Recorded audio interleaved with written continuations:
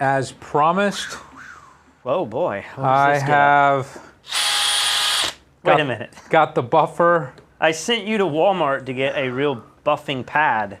This looks like something you'd put on your like, I'm losing. Like I'm thinking of like when you hurt yourself, like an ice pack. Okay. I don't know why I had a brain fart there with what that was called, but. So I went to 2 Walmarts today, and the lines were the longest I've ever seen. I think it was over an hour wait. I was just guessing by the length of the line at the Walmart.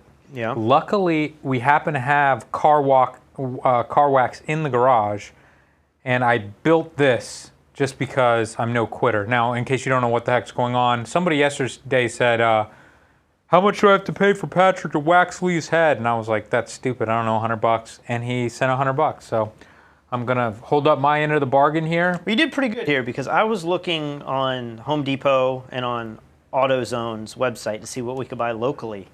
None of them had what we needed. So then I moved to like eBay and Amazon, and it was like 30 or 40 bucks. And I was thinking, I know. At some price, $100 isn't enough to then spend $40 to get it, and it would take a week to get, you know, so. Yeah. So I'm looking forward to this. Do you know what I need to do? I think you just put that on there and then hold it to my head. So I was thinking of putting that on the head and then waxing it in. That's fine. Whatever you want to do. Remember that show? I don't think it's... You can't say that on television? And they would say something and the green slime would just come down. Is this a Nickelodeon show? Yeah, it's a Nickelodeon show. Okay. It might be before some of these people's time, but... Yeah, I mean, this is not going to be that entertaining. Maybe it will create a nice little gloss on the top of my head, but other than that, it's not going to be nearly as entertaining as you ripping your chest hair out. But we're going to save it for the end of the video because this is a serious news show. This color grade has not grown on James Hammett. He's not a fan. Should we talk about the cameras real quick? Or should we bring this in? I say the picture looks sharper, so that's good. It is sharper. We did some more work, thanks to somebody on the live chat yesterday. They told us that the Blackmagic cinema camera, you can go in and add sharpening in the camera, so we did that. We got it looking better. I toned down my color grade. But when we looked side by side with the GH5, we both still think the GH5 looks a little bit better. Now, are you looking at the GH5 right now? Or are you looking at the Blackmagic cinema camera? Oh, wow. That is the question. So I think we should quickly do a little A/B test. This will be A, and this... Mics are cutting out. Is there really an audio problem? Audio is cutting for Pat. Oh, no. Audio looks good for me. This is camera B right here. Check 1, 2, check, check. And we are back now to A. And one more time, we are back to camera B. So let us know in the live chat which one is best and which one is the GH5. So I'm going to go back to camera A. Well, I'm getting text messages now that my mic is cutting in and out. So Really? I wonder how you guys still hear me. Do I sound good? So which camera is this? This is A or B? This is A. Now we're on A. We're on A. And now go to B. I want to see if I can tell from the live stream because the live stream on our iPads is a few seconds delayed. So people are saying your audio is fixed. It looks like we have a lot of B is the best and A is Blackmagic. A is the best. B is the GH5. A is Blackmagic. Somebody's saying B is the Sony. We don't even have a Sony. That's how wrong you are. It says Patrick has an Echo. I don't know if that's right. I mean, I think that's what ECO means. Don't know. All right. It looks like the results are in and everybody is correct. So this is the Blackmagic camera A, and then this is the GH5. And you ended up doing a little tweaking to the color on the GH5 or the density. So this is not the normal grade that we have on the GH5. This is a little punchier. I thought it looked kind of cool. when I tested it, we had sunlight coming through the window and it was very different. Yeah. So I'm trying to figure out if I should go back to the original camera profile or if we do like this. But I think there's no doubt that this is sharper. Maybe it's closer now that we've had sharpening But to it's still sharper. the Blackmagic camera, but I feel like the GH5 was sharper just out the box, I guess. But I definitely love the quality better. Yeah. It's looking like potentially the GH5 might be a little dark, maybe a third of a stop dark. But yeah, I think at this point we're thinking we're just going to return the Blackmagic Cinema camera. We've had some other issues with the software where it's just not super reliable. And so to bring in a completely different camera just for this, it's kind of a pain in the ass. They're all saying my mic is out. No, world could be the problem. Do I need to get up? Get up and double check Strangle the, you know, the mic cables going into the Blackmagic. Maybe there's some issue there. Hi, everyone. I'll be the first one.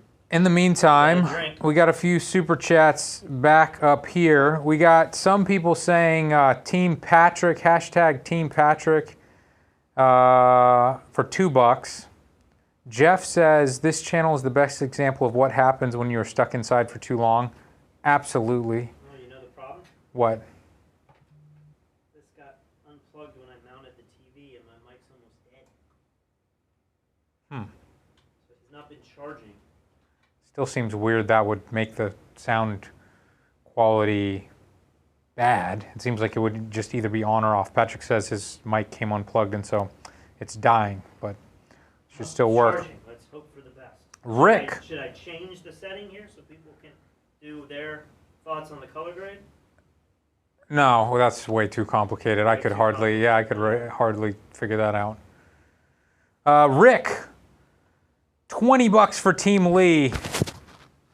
We appreciate it. We definitely appreciate it. And then one final super chat here. Steve Robertson says, $20, Team Patrick and Lee better together. Aww, so sweet. Aw, gee willikers, you guys. All right, can we get to the show? Gee, what did you say? Whitakers? Willikers? Willikers? Gee Man, willikers. they're going old school on us. All right, let's play this first clip here. Let's pray to God the audio works on this. And outside the state capitol, Punjabi truckers from around California held this protest. They say they want to highlight several issues that drivers are facing. Those include the hours they can drive and take breaks and a lack of basic facilities at shippers and receivers. Drivers, they want simple respect when they go to warehouses. Right now, when a driver is at a warehouse, they might be waiting anywhere from 4 hours to overnight. During that time, warehouse employees do not allow them to use restroom facilities because they say that we are protecting our facility from the coronavirus. And drivers have nowhere to go as they're waiting overnight for their truck to be loaded or unloaded. Today. So it certainly doesn't seem like they are protesting in favor of Trump, as Trump said yesterday. But it also doesn't feel like they're protesting against Trump, right? No, but I don't think that was the argument that CNN was making yesterday. They never said that they were protesting against Trump. They were protesting against bad working conditions or something, which is exactly what that guy said. Well, I have another video that elaborates on this a little bit more. I don't know that we really care. I mean, I find it interesting, but we have no dog in the race. I just wanted to be transparent and show what the truckers are actually protesting, since yesterday's video did seem so polarizing. Yeah. Thank God for truckers. We are here in D.C. because the rates that are going on right now is putting truck owners out of business. we united here for is that price gouging. And that can be stopped with the transparency. For decades, the large brokerage firms who handle the movement of freight, they've been allowed to operate like a giant drug cartel. These companies who manufacture products and want it brought to the consumer, they've taken the money that they've given them to pay these drivers to transport this freight. They've taken that money and put it in their pockets. For days and sometimes weeks on end, truck drivers leave their homes and deliver supplies that American families need and count on during this national crisis. Broker is a middleman between the shipper and the carrier.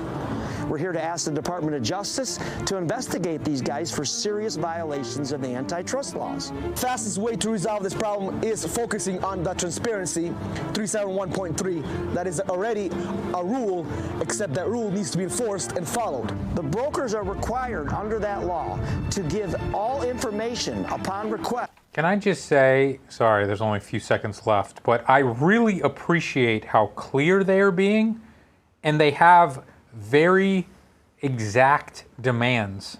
You know what I mean? Oh, I thought you meant the Rode mics that they were all using. No. Not the clarity in audio, but no, I don't care about their that. messages. Yes, you see so many protests and people are just screaming and getting emotional, and then when they're asked what they want, no one has a clear answer. Well, this is also produced by Anthony Trucker down there. And so he's cut this in a way that he has a message. Okay, well, I appreciate it. From the person that hauled the load for them, how much the load paid, the load origin, from the start to the finish. When people ask for that information, these brokers will blacklist them and refuse to work with them in the future. Interesting. So I don't know a lot about this. I have not ever had to hire a trucker.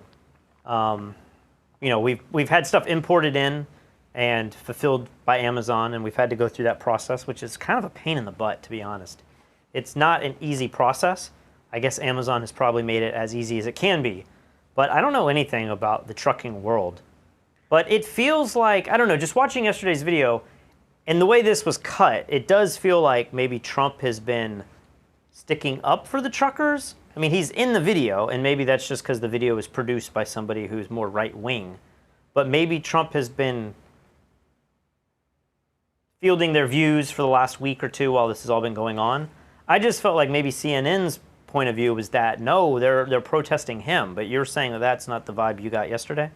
I don't think that was what they said. They were just saying that it's false for Trump to say they are protesting in favor of me, yeah, that's which doesn't not even make word, sense. Like, that's not what the word means. Linguistically, yeah. Right. R.L. Brooks Photography says, Lee, I hope you don't have sensitive skin. The wax has chemicals that might hurt you and burn your skin. I sure hope not. We should have. You know, if I have skin, you know what we should do? No. Like just put a little bit like on the back of my hand, and I'll leave it there for the whole video. Yeah. And then at the end. Yeah, but your hands probably are way less sensitive than your head. Well, You're gonna just leave that there. I'm gonna. Somebody should have really upped the ante and said we should do this with Nair. No. And then you would be bald for. Maybe that would help you. Maybe you wouldn't have to shave as often. Veto. All right, so that's good. Make sure you get that sponsorship in there. Yeah. McGuire's, is that what it's called? I have no idea. I don't even know where that came from. Maybe I bought this thinking you'd wax your car and then. Well, like, and I was thinking like I'm not the type of person to wax my car, but I bet I bought it when I bought my dad the '68 Camaro, and I bet I left it in your truck. And then you had to take it out when you shipped your car? Yeah. While we're on the idea of truckers, I know there's a lot of coronavirus stuff we have to talk about, but I can't remember if we've talked about this on this podcast before or if it's something you and I have just talked about, but do you think, maybe I'm setting you up for a question, maybe I'll just say what I think. I think that the trucking industry is going to be one of the most in trouble industries in America as these new self-driving trucks come out. Absolutely. Because truck drivers make pretty good money and they're the backbone of our economy. But the second that we can automate that, and I think they're one of the first jobs to get automated, it's going to be these trucks by, is it Volvo? They had that crazy truck. It was with the Jean-Claude Van Damme where they can back up perfectly. And now you have the Tesla truck that's going to be able, it's all going to be automated and self-driving and autonomous and all that stuff. It may not be from the town to the exact warehouse. It may need a drop-off point Right. just outside the town. But when you can start saying, hey, we're going to send someone from LA all the way to Chicago via highway, and they don't have to make crazy turns, and it's just kind of straight ahead and go, I feel like the trucking industry is going to be in big trouble. It'll be good for consumers, and it'll be good for the economy, but that job will potentially be one of the first jobs to go. So I feel for the people who are trying to work on their wages and try to, like, you know, get rid of this issue that they're protesting about. But at the same time, I feel like, did you know truck driving is like one of the top jobs in America? Yeah. More people, like you know, maybe in the 50s, being a secretary, more people were a secretary, and then we got rid of them. Now truck driving, I think truck driving in the last 5 years is always one of the top 5 jobs in America. There's that many people that are doing it. Man, yeah, it's going to be a tough one, but you know, I think it's inevitable. But you know, I think some truck drivers have a really difficult skill to master. Backing those trucks up and getting them perfectly lined up and doing all that stuff, but for the most part, you're wasting that skill by making these drivers drive on a straight line for 15 hours straight, you know? You could save everyone's life and time and everything by keeping the best drivers, and the drivers would be used to do the most difficult last mile of driving, but let the trucks do their own driving, you know? There's so much trucker culture out there, you know? The CB talk and the rest stops. Yeah, and like, there's like, you ever gone to those truck stops and you'll see like the dolls up there? You ever been to those? Like the sex dolls? Yeah. There was one that's right weird outside stuff, my college man. in Birmingham, and that's where everyone went to get the underage beer. And you'd go in there, and it'd just be like all these dolls. And I remember being like, what in the world? Yeah. And then I started thinking about it, and I was like, ooh, that's a little weird. And then they have, maybe somebody out there will know, there's like a lizard phrase, like lizard women or something. I don't know. I don't know the lingo, but it's like the old ladies that stay at the truck stops just for the men. Have never heard of that. All right, let's get Maybe to we the should next move video on. clip. Yeah, we're going down a dark path. Here's some good news. McDonald's is opening up their dining room. Oh, yeah? Tonight, McDonald's is planning to reopen its restaurants for people to dine in. A bold step for America's oldest fast food icon. The McDonald's experience may never look the same again. Some tables will be closed. A table will be sanitized after each customer's use. The bathrooms cleaned every 30 minutes. And you won't be able to tap your drink from those famous self-serve beverage fountains with the free refills. An employee will pour it for you. Experts say these days, even that simple tap and pour fountain is a risk. You're stepping over people, you're jockeying in line, that's a problem. Also, any area where you're going to have multiple people touching something is problematic. The McDonald's reopening playbook, a nearly 60-page document obtained by CNN, also says employees have to wash their hands every hour. Touchscreen pay kiosks have to be cleaned after each use. Other restaurants opening for dining in are... Can I just say... I know what you're going to say. This is going to be the greatest McDonald's experience ever. Like, I feel like this is amazing. McDonald's in the past used to be a pretty well-kept fast food restaurant. You know, it was like the most famous in the world.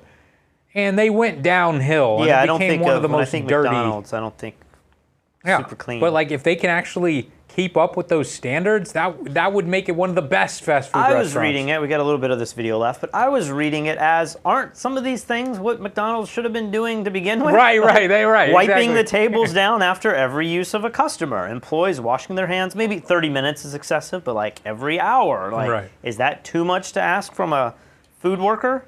Yeah, exactly. A lot of this stuff, I'm like, all of this sounds good anyway for a restaurant. taking additional creative measures, like the Federal American Grill in Houston. Disposable menus, masks, gloves. We have different color linens on our table. So if it has a black linen on it right now that we're not seating yet, McDonald's internal guidelines, first reported by the Wall Street Journal, don't say that every McDonald's restaurant has to reopen for dining-in services right away. Each franchise operator gets to make that call as they weigh the reopening guidelines of their local governments. You know what this makes me wonder, though, is The scientist in me wants to say, this will be amazing. We will figure out what works and what doesn't work. But then the pessimist in me says, we're still never going to know because, like, what if there's a second wave and everybody gets the virus again? Like, you're not going to be able to say, like, those restaurants did a great job. Or if something else goes wrong and you're like, everyone got it from the McDonald's, but they did all these correct things, but there was one weak link in it. Like, we're never really going to know how to protect ourselves in the future from this. I think this is everyone feeling good about themselves. Like, we're doing all this stuff. Like, we're going to change the tablecloths. We're not going to let you do the fountain drinks. We're on this. And then what happens in like 2 or 3 months when it all comes back, and then you're going to be like, I give up. Like, we thought we were doing everything to protocol, you know? Yeah. I hope I'm wrong. I hope like all of these measures are going to tackle this, and we're going to see better days, and the coronavirus will be something we talked about in the spring.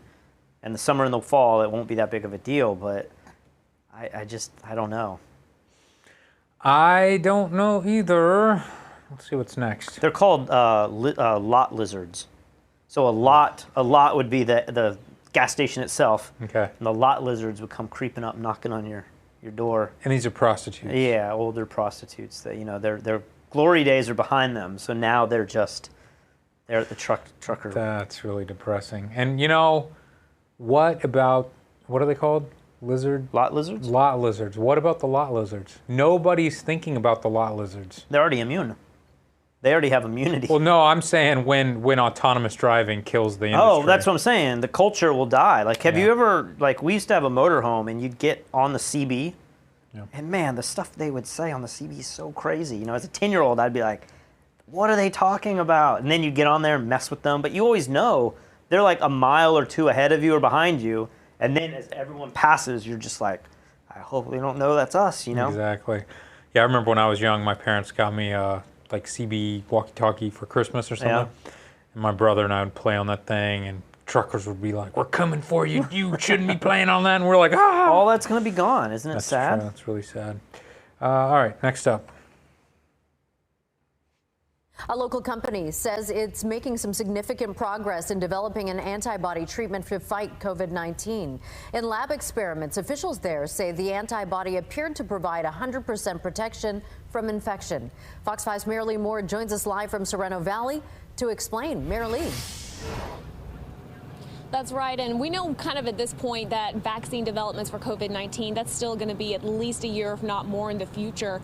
But the doctors here at Sorrento Therapeutics, they say with what they're developing, they believe they can start treating COVID-19 patients as early as July. If this antibody does what we hope it does and what we think it does, this would potentially end the epidemic the second we get approved. High hopes for an antibody treatment under development at Sorrento Therapeutics. What's the difference between an antibody treatment and a vaccine? So vaccine, your body is creating its own antibodies? I think so. And an antibody treatment would just be we've manufactured that molecule, I guess. San Diego. Doctors there saying recent experiments are demonstrating a capability of 100% protection against the virus. We discovered a neutralizing antibody, very potent. That means very low quantity of it will be able to wrap around the virus, block them infecting the normal cells. CEO of the company, Dr. Henry G, says the antibody would keep the virus from replicating and essentially starve it out. If they cannot replicate, the virus cannot survive. With such promising results thus far, the next step is completing animal trials before moving into treating COVID-19 patients, beginning with those who are the most sick, something they say could possibly begin as early as July. But first, the FDA would have to approve it. So that's Sorrento Therapeutics. Look at their stock for a year. Skyrocketed. 158% on Friday. Makes on sense. This news. So do you buy the all-time high, or is this just some publicity scam that's like these labs? No. Because I think there's an idea that, you know, maybe they are getting 100% results in the lab, but does that translate into the real world, you know?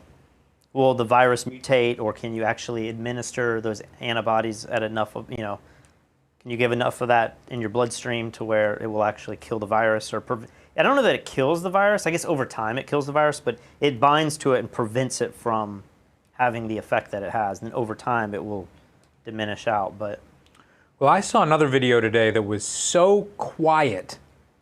The volume was just so low. I think it was a NB or CBS News clip. I was like, I can't even put this in here because it's just too quiet. Our system would explode. But they said that one of the vaccine manufacturers has moved on to animal testing. Yeah. And they vaccinated monkeys with this new vaccine. And then they infected all of the monkeys with coronavirus. And so far, it's had a 100% success rate. The monkeys who are not vaccinated all came down with pneumonia. And the monkeys that were vaccinated had no symptoms whatsoever. Obviously, it's an incredibly small sample size. I mean, that's really good news. That will be a game changer. Oh, like, yeah. we could be out of this if those things work. The problem is, I think this video goes on to say, they are just starting to get to animal testing on this. Everything's been in a lab. Now they're going to move it to animal testing. And I believe they said the timeline would be human testing couldn't be done until November, December. And if those studies came back pretty positive, that we could start administering it to humans come January. Now, how long from January before the FDA says, hey, you can actually release this thing? It still might be on a timetable similar to the vaccine. Yeah. But in terms of the vaccine, I don't know. I haven't kept up with that. Are there reports that there are vaccine treatments that are working? Or is this the best news? Like, what were you were just talking about? Vaccine. It was a vaccine. Yeah. So the monkey's body was able to produce the antibodies naturally in response to the weakened or inactive virus. Yep. Angel in NZ says, hi from New Zealand. Love the show. Has been watching from day one. The set looks a little bit darker behind Patrick compared to yesterday's show. Why would that be, Patrick? Or my lights aren't on. Oh, well, that's one thing. True, but you also got me to move your key light. And so I think your key light normally lights up behind you a little bit more. Yeah, I just felt like this part of my face was a little dark. But yeah, we don't have the other lights on, so I don't have the beauty lights. Sorry, I don't want to. I have to say, these thin Oreos. That's where it's at. With a white Russian. I'm going old school college days. Pretty tasty. I think you've had a little better food and bev day today than I have. I went to Caguas to get P.F. Chang's, and we get all the way there. We decided not to order until we got there because we had some other errands to do. And you guys, last minute, were like, oh, get us this, and this at P.F. Chang's. Because you said you were going to go to P.F. Chang's. Yeah. We just had P.F. Chang's. I was like, I don't need it again. Yeah. Seems a little gluttonous to get it like 4 days later. But we call and we order everything you wanted. And he's like, okay, what else? And we're like, tell us everything that you have that's vegetarian, because they said they were on a limited menu. And he was like, we have noodles and we have rice. So we drove that whole way to get noodles. So it was such a waste. The fried rice you guys got was pretty good, though. I didn't even eat the fried rice. I just had some noodles. But you guys got the chicken. You guys got the beef. You got the wontons. Yeah, you had everything. I was like, I think we've lost our P.F. Chang's runners, because you will never go there again. Yeah, I guess if they opened up their full menu, like they have sushi at this one, so I got some sushi for tomorrow. But do they not have vegetarian sushi? Not currently. No. He just said the only vegetarian things we have, noodles and rice. So I ate well total tonight. failure. Amir says antibodies give you passive immunity.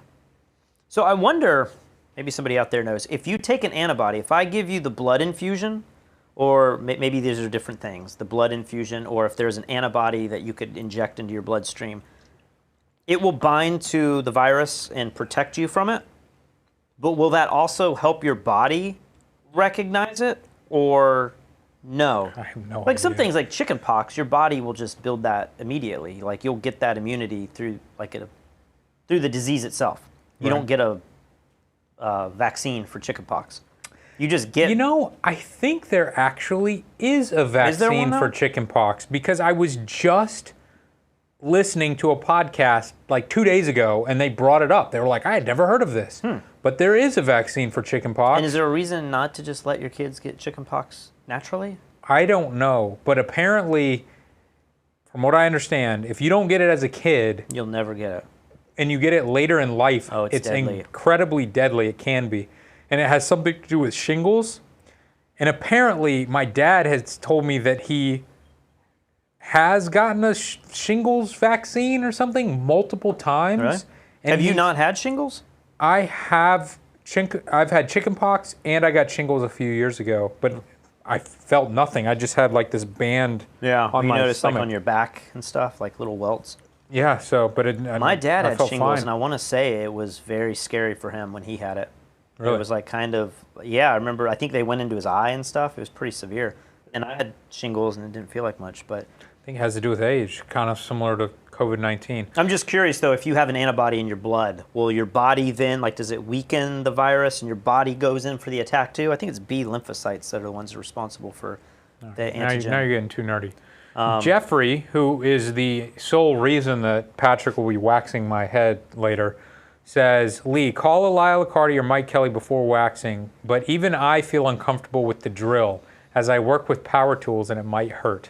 As the original donator, safety first. So we've had some new people log in since the beginning, a couple hundred.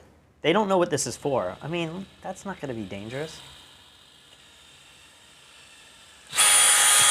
I mean, it could be dangerous. You got to go easy because I would imagine that this wax has like abrasion stuff in it to smooth out the clear coat, you know? Can y'all hear that power? Oh, here we go. Do not use on the head. Precautions. Avoid eye and prolonged skin contact. We'll make this fast. Use only with adequate ventilation. Do not swallow. Wash thoroughly after handling. And look, I've left it on my hand this whole time. Close container after each use. Vapors may be harmful, may cause dizziness, headache, or nausea. Abuse by concentrating and inhaling product contents may be harmful. You know they just have to put that on everything. Yeah, that's probably fine. You know, it probably also says something, according to California laws, you can't use it indoors. May cause COVID-19. Yesterday, we talked about the Space Force. I have a new Space Force video that's just... We didn't have a single Space Force video. Yesterday's wasn't Space Force. It was big and fast. What was it? It was Warp Speed. Warp Speed. Trump's Warp Speed thing, but I thought he said something about the Space Force or somebody said something. Anyway, I got a clip here with the Space Force. Once again, this is proof that we live in a simulation and nothing is real. This morning, Space Force enters a new frontier, launching this space plane from Cape Canaveral. It's a space plane. We can launch on a rocket. It can go up. It can do experiments. It's unmanned, and then it can land again. The X-37B orbital test vehicle will attach to a United Launch Alliance Atlas rocket. It's the first time Space Force will launch the secretive plane. The plane will orbit the Earth for months, even years, carrying military experiments into space, many classified, and it will release a satellite built by cadets from the U.S. Air Force Academy. The cadets have worked on and built the FalconSat 8 satellite that's riding with the X-37B tomorrow into space. The satellite is about the size of a small dishwasher. The X-37B has been used for intelligence gathering since long before President Trump directed the Pentagon to create a Space Force. But this mission will have a different feel, dedicated to the victims of the COVID-19 pandemic and frontline workers. What do you think that means? I kind of zoned out. What did they just say? So I'll go back and play it again. Like the launch of this Space Force rocket will be dedicated to COVID-19 survivors, or to create a Space Force. But this mission will have a different feel, dedicated to the victims of the COVID-19 pandemic and frontline workers. Liftoff. With Russia and China battling the U.S. for dominance in space, the Pentagon presented Space Force last December with the goal of protecting U.S. and allied interests in space. Set to receive its first Air Force Academy graduates this year, the Chief of Space Operations presented the official Space Force flag to President Trump Friday. That's fantastic, Roger. From the White House to pop culture, Americans have renewed their interest in... All right, that's the end of the video. Yeah, it just feels very strange. I think it's partly because it's just called the Space Force. I mean, obviously, we have military satellites and stuff up in space anyway, but... I mean, I know we're obviously battling with other countries in the world, but I will say this. If there is another Space Force elsewhere in the galaxy, we are most definitely far behind them. Don't you think? Who are we behind? We're leading the world Space Force, but if there is another system somewhere else in the world or in the universe, and they have a Space Force, yes, we are severely underpowered for that operation. Oh, yeah, you're saying that our Space Force is not made to fight aliens. Right. Right. That's why I always say, if aliens have found us, we are screwed. Yeah, because probably. we're just working on getting to Mars, and they're already visiting another solar system. Hopefully, space aliens will be advanced enough to respect other animals more than we respect animals on our own planet. No. They won't. They'll treat us like ants. Do you respect ants? No, I don't. Sometimes some people just see an ant bed and just step on it. Like that's how little they... Yeah, I do that to ants, and I am a vegetarian, so I'm a The hypocrite. last super chat brought up Elia Lacardi, and this brought up a conversation I had with my dad, and I'll see if you know the answer to this, because I was wildly off. How long does it take us to get an astronaut from Earth to Mars? Like, what is that journey? Elon Musk is trying to do it, right? And I know Elia Lacardi said, I would be the first to volunteer. Yeah. And his wife was like, no, you will not. Does it take over a year? I forget. Do you know the answer? I know the answer. Okay. But I thought I knew the answer, and I looked Is foolish. it multiple years? It's 300 days. Okay, 1 year. I thought it was like 5 or 10 years, and my dad laughed at me like, you idiot. And I'm like, it's not a long time. It's a big commitment. Okay. When we send, explorers there that land, and I thought that took a while. Maybe it takes a long time to get to Jupiter, but it doesn't take very long to get to Mars. I mean, a year is a long time. It is, but it's not that long. Like, things fly by. It depends if we have figured out the hypersleep yet. Once we figure out the hypersleep, we're good. It doesn't matter. People are saying that the antibodies only protect you when they're injected in. Your body will not then respond to that and create its own antibodies like a vaccine would. So my question then is, what will we do with the antibodies? Are they good only when you get the virus, and you get the virus and you take the antibodies like an antibiotic kind of, and then it kills everything and you're good, but then you can immediately get reinfected? Or do you think you could have antibodies floating in your bloodstream? I guess they deteriorate. I'm sure your liver or something breaks them down. But if we could come up with a way to keep that active for, maybe there's a magic time, like 3 months. If we could give everybody's antibodies and it would protect you for 3 months, maybe we literally could get the virus to disappear off the planet. But if it's only good for 10 days, like a antibiotic is or something, you're just going to need to go back on these antibodies over and over and over again unless your body can start to build that immune response. Yeah, I don't know enough to speak on that. Hopefully maybe that's why that company's going to make so much money. Maybe that's the You ultimate. have to just, every week you're going to Walmart and being like, I need the antibodies again. Yeah, well, all the conspiracy theorists believe that it's not the job of the hospital to heal us. It's the job of the hospital to keep us sick. Conspiracy theory, maybe we'll dive into this when we wrap up, but we've had some crazy conversations today about Yes, we have. We have gone down another dark rabbit hole of insanity. All right, here's some good news for Elia Lacardi. Italy's government has announced that tourists will again be able to visit from June 3rd. A 14-day mandatory quarantine period will also be scrapped. It's a big step for a country recovering not only from one of the world's worst coronavirus outbreaks, but also the huge economic cost of lockdown. What do you think about that? I missed one key part. Did she say they are or aren't going to end the quarantine? They're opening the borders, but the quarantine's in place? Or Nope, getting rid of the quarantine. So you can fly in on, I think she said June 3rd, and you can just start drinking that limoncello, going to Olive Garden. I keep saying this, and maybe you could read this in a negative way and say you're such an ass, Patrick, but I'm glad countries like Italy are doing this response too, because it will help us get a better picture. I'm glad Sweden is doing what they're doing. I'm glad everybody's doing something a little different, it feels like. That's true. And so if Italy has been hit really, really hard, I feel for the people of Italy. We have friends there. We've been there multiple times. Like, I love Italy. But if they've been hit this hard and they feel like they can now reopen, maybe Italy has the largest chance of having herd immunity because such a large population of the people have had it. You would think that's got to be the case, just statistically speaking, right? Yeah. But I don't know. I would be interested to hear more from their leaders as to why they could go from like the most deaths on planet Earth from this, and then a couple months later they're like, yeah, everybody can just come in, it's no problem anymore. It seems a little strange, but maybe they are starting to see the economical damage of having everyone locked down for so long, and they know they need tourists to survive. So it's just the best option of two bad choices. This was a question that I had for Kristen today. I don't think you were around over breakfast, but I was thinking, we can't travel to other countries. I guess we can go to Italy now, but we've been to Italy so many times, we don't need to go back there. I was thinking, should we be taking this time now to be traveling the United States and producing content, maybe with Elia doing a photograph in the world?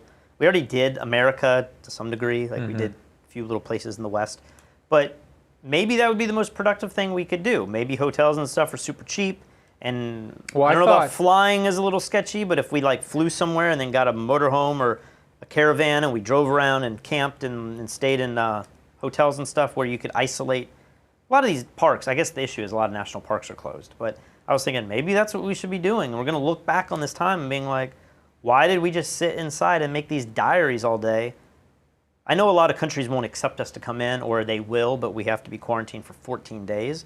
But I'm just thinking, man, there seems like a lot of opportunity. Maybe the prices are cheaper. There's going to be very few tourists. I saw some article that was saying that as parks start to reopen, the wildlife have taken over our national parks because no tourists have been there. And you have to be especially aware of wild animals. And I was like, I don't think these animals are still going to be scared when they see the humans back. I don't know. You know, our duck pond down here, they are not afraid of humans. They come running towards the humans. Some would say they rely on humans. Yeah. Derek says, bigger problem with Mars is that you need to wait 2 to 3 years or something for another close pass launch window. Otherwise, the trip is much longer. Oh, okay. When I first read that, I thought maybe it had something to do with weather, but maybe it's physical distance from Earth to Mars. So maybe on the perfect pass launch, you would have a 1-year window. But if you miss that, then what is the max? Maybe I'm right. Maybe I'm partly right. Could it be 5 years on like the furthest way? I wouldn't think so. I'm just completely guessing, and maybe it's like time and a half. That's a total You're guess. like, Patrick's an idiot. It's probably time and a half. Can't be 5 years. 5 years seems unlikely, but maybe the planets are moving around that much. All right, next clip. Seems like we found a lot of clips. Is it because of this waxing? Health Canada has now approved the first Canadian clinical trials for a potential COVID-19 vaccine at the Canadian Centre for Vaccinology at Dalhousie University. The National Research Council of Canada will be working with the manufacturers so that if these vaccine trials are successful, we can produce and distribute it here at home. Can I just say, look at this man's hair. I was thinking the same thing. I mean, I'm jealous of that hair. That is some I almost have that hair. fancy looking hair. I've never been more jealous of my life. Doesn't their president seem like an adjunct professor at a college or something? Does he look? Does he? He seems like an adjunct professor in a college in a movie or TV show. Yeah. He doesn't. He doesn't seem like a president though, right? No. What is he? Is he a president? Or the prime minister? Or something like that. They're the same to me. Yeah. So basically, yesterday we were having debates with people in the comments whether vaccines are being produced by individual countries or are countries teaming up together and working on vaccines, and I think there's both. So that video clip that we just watched was a vaccine that was literally just Canada's private vaccine that they're working on. And there are labs around the world that are working together to create vaccines, but this one was supposed to be just a Canadian vaccine. So this is how dumb I am.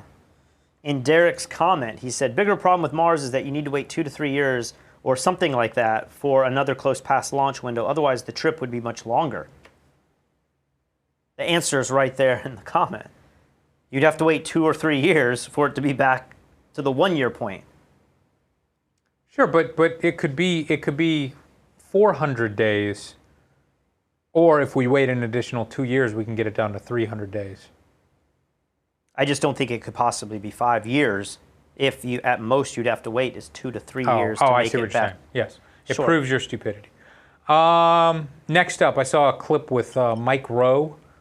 Dirty Jobs guy? Yeah, Dirty Jobs guy talking about universities here.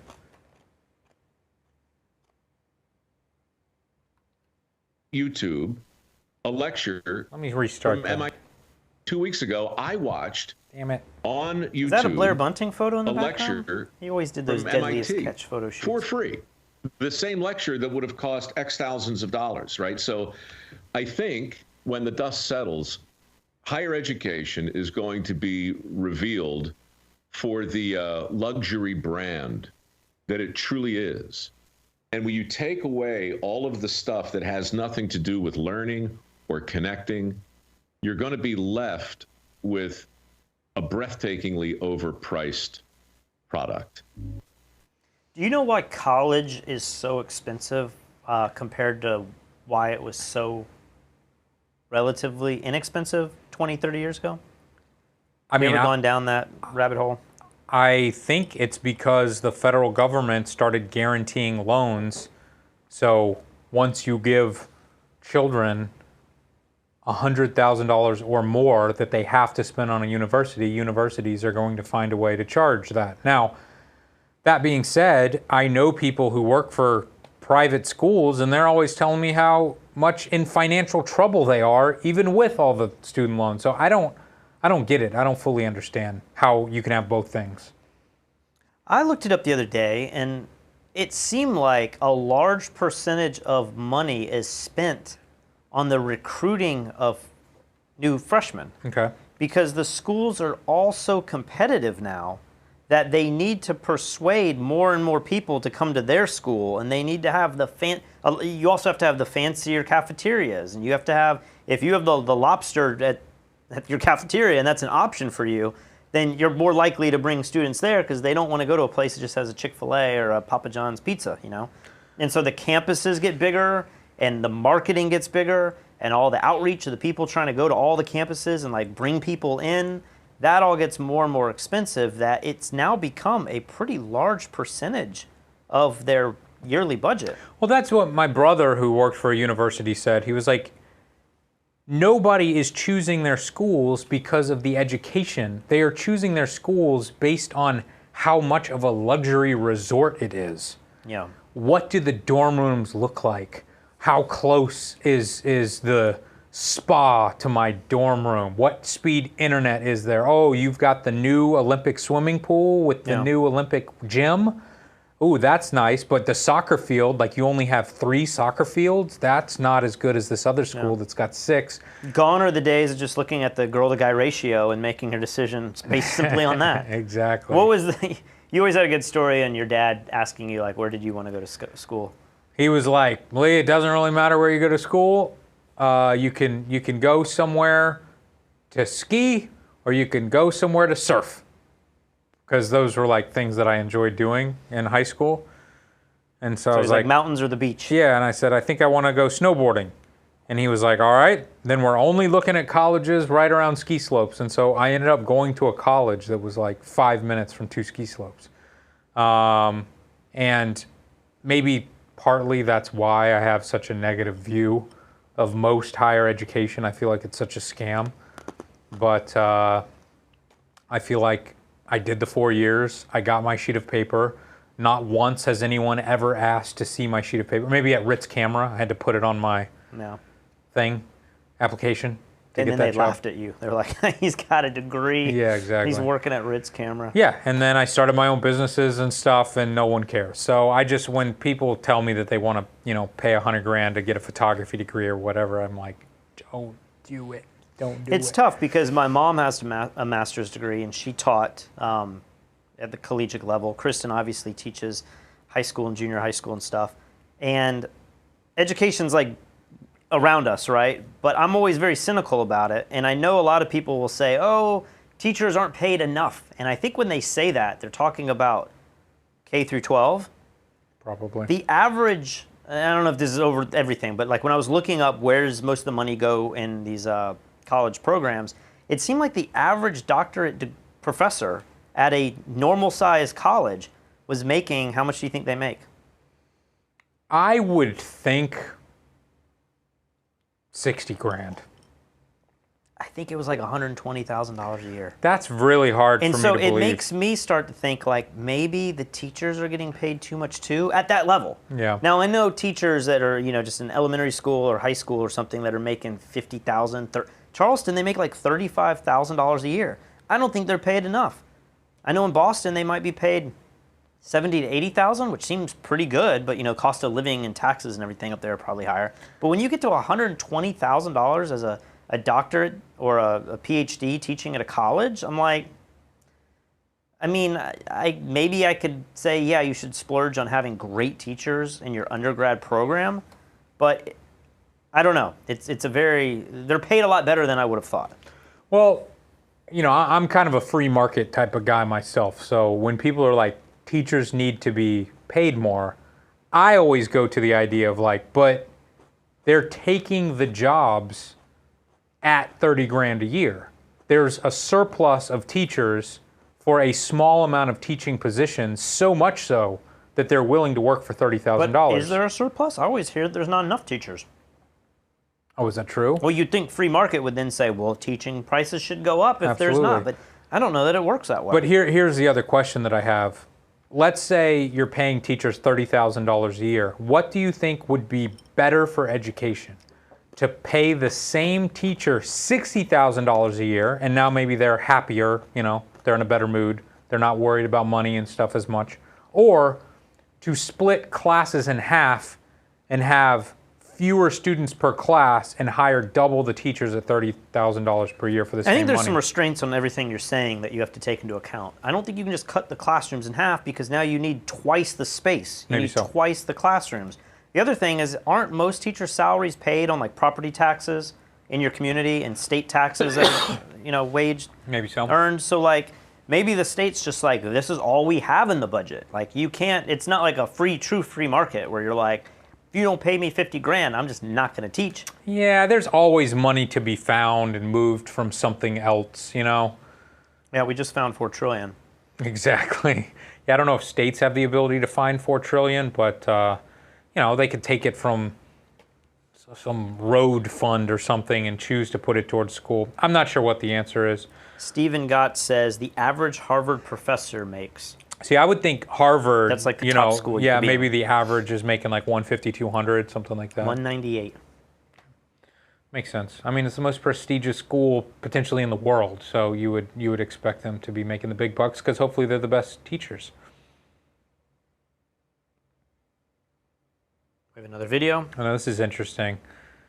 Sam Tagree says, in the Netherlands, college cost 2,000 euros a year, and the students keep arguing they don't get their money's worth in education. That is fascinating. Yeah, that's too expensive? That's too expensive. Yeah, now, the interesting thing about that is, do they want it to actually be cheaper? Or do they just not want to have to pay it themselves and they want the taxpayers to pay that additional 2,000 euros per year? What's interesting about what's Roe's first name? What? Mike Rowe. Yeah.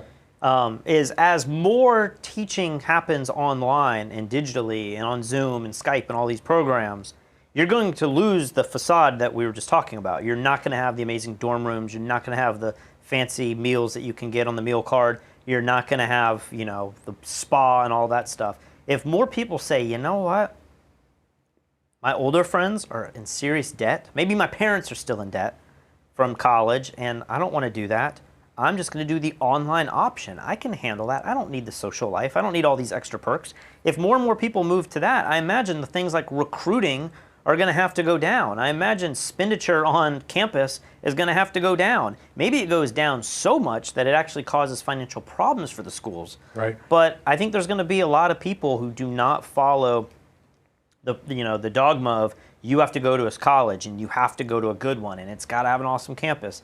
There's going to be a lot of people that break that cycle and say, you know what? I know people 10, 20 years older than me that are still in major student debt. I'm going to just stay at my house. I'm good. Like, I don't need to do that. I feel like our society might be, maybe this is a generalization, maybe we're becoming more antisocial, More people are on their phones all day communicating and they're, I always like the Seinfeld joke about like he expects to get the answering machine because he doesn't want to have to deal with the person. Yeah. I feel like maybe the next generation is going to be happy. And there'll be consequences. I'm not saying you shouldn't go to college, but there'll be consequences of maybe they don't handle working with people in group settings and relating to different diversities and people, the way people work differently. They'll have a lack of those skills, but they might be $100,000 less in debt. Right. They may have the same actual education, if you look at it from that point of view, the knowledge and the database and everything. I saw some comment a second ago, I've lost it now, but it was asking, what are my thoughts on tipping? And I think it may have been written in a sarcastic way. But I hate tipping. That doesn't mean that I think, waiters and waitresses don't deserve to make a lot of money. But I despise the way... Lee, do you believe in tipping, or should those people just quit and get a better job? Yeah, you said it in a douchey way. But no, but I think there are plenty of restaurants and plenty of societies around the world where you hire staff to work for your restaurant and you pay them a fair wage, and tipping is just not expected. I hate how tipping is expected for certain things and not others. Yeah. And it's not really clear what those things are. I remember getting into a bit of a debate with somebody on Facebook years ago about how much you're supposed to tip a hairdresser. Obviously a problem I don't have anymore. You're about to tip. What? You're about to tip a stylist here. Yeah, I'm getting good. tipped for this. But people were like, if I get a $100 hairdo, like women usually, how much am I supposed to tip? 30%. This one hairdresser spoke up and was like, you should be tipping a minimum of 20%, but I think if you leave 20%, you are being stingy. And I'm like, where are these rules coming from? Yeah. Now 20% is not enough. Why not 50%? Why not just double it and give them a $100 tip? Like, it's crazy. And then why don't we tip the guy who just replaced the tires on our car? Why don't we tip the electrician? guy? Did you tip him? No, I didn't tip the electrician. Dude, he just had a fireball come out of that bathroom. I know. And you didn't tip him? I just went to the grocery store and somebody rang me up and bagged my groceries. Why didn't I tip that guy? It doesn't make any sense. And then it's so weird that tipping is tied to the cost of the goods you're buying in the United States. It's not this way in other countries. A lot of countries don't do tipping at all. Right. So you can have someone bring you a $5 plate of food and you have to tip $1 in the United States, 20%. Or they could bring you a $2,000 bottle of wine and many people would say, you got to tip 20% on that $2,000 bottle of wine. I mean, do you want to get into the whole wedding argument that we had the other day? Yeah. I feel like it's a good argument. Like, we're planning a wedding, and a lot of these venues... Not we. No, my fiance and I. We are dealing with all of these venues that also have the catering built in. And they have these 18% service fees on top of the whole package. So let's just throw a number out. Let's just say it's $20,000 to have your wedding at this place. They're going to put an 18% fee on top of that, but it is a service fee. And so I start looking it up, being like, is this normal practice? This seems crazy. This is so high. And everybody online is like, oh, if they charge you the 18% service fee, that money is supposed to go towards all the workers that work that day. But then you start hearing these blogs like, brides.com and The Knot and all these places. They're like, you should tip people as well. And I'm like, well, wait a minute. I'm paying everyone 18% of a pretty big bill. And that's going to all these people. It's going to the bartender, but then the bartender's got a jar out there as well. He's making money because they're going to tip him. And like you said, if you're a wedding photographer, how many times have you gotten tipped in your wedding career? Maybe 4 times. 4 times. How many weddings do you think you've shot? Probably over 100. Over 100. I think I shot, you probably shot more than that. You probably shot like maybe 200 maybe? Maybe so. Yeah, maybe I shot 80 or 100 weddings. I mean, I did it for like 10 years. Yeah, I guess I did 10 way more years, than that. 20. Okay, yeah, I did over 200 weddings. I think I've gotten tipped 2 or 3 times. And what did you get tipped? Did you get tipped 5, 10, 20% of the fee that you charged them? Maybe the most I ever got tipped was like $200, and I was thrilled. I was like, wow, $200 extra, even though, you know, I just charged them $5,000 or whatever, but it was nice to have an extra $200. That's weird, right? Like you got how much? $200 as a tip. That's a pretty good tip. I've gotten tipped like $100 maybe. Yeah. But $100 for a $5,000 product versus $30 for a $100 hairdo.